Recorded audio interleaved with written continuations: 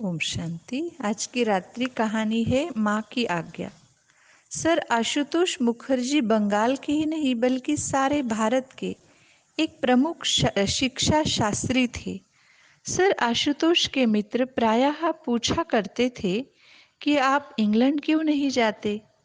उस समय इंग्लैंड जाना एक विशेष योग्यता समझी जाती थी। वह सदैव यही उत्तर देते थे कि मेरी माता का आदेश नहीं है, तो बात वही खत्म हो जाती थी। जब लॉर्ड कर्जन वायसराय बनकर के भारत में आए तो सर आशुतोष से उनका घनिष्ठ संबंध हुआ। वह मुखर्जी की योग्यता से प्रभावित हुए और पूछा, आप इंग्लैंड क्यों नहीं जाते? तो आशुतोष का सहज उत्तर था, मेरी माँ ऐसा नहीं चाहती। कर्जन महोदय इस प्रकार के उत्तर सुनने का आदी नहीं था।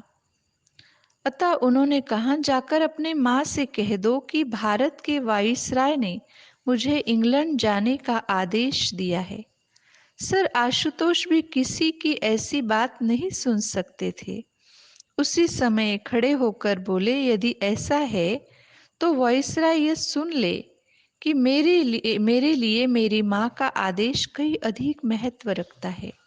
मेरी दृष्टि में माँ का स्थान न केवल वाइसराय से बल्कि संसार के सभी व्यक्तियों से भी ऊंचा है। तो जब तक माँ की अनुमति नहीं तब तक मैं इंग्लैंड नहीं जाऊंगा। लॉर्ड कर्जन को मुंह तोड़ जवाब मिल चुका था और ये थी माँ की आज्ञा पालन करने का संस्कार या वृत्ति। और इस प्रकार से हम भी जब अपने परिवार में माता पिता गुरुजनों का आशीर्वाद लेकर के चलते हैं, उनके कहे पर हाँ या ना की बात को मानकर, तो सदैव हम दुआओं के ही पात्र बन जाते हैं। इस प्रकार ये कहानी हमने सुनी आशुतोष मुखर्जी बंगाल के उन्हों की।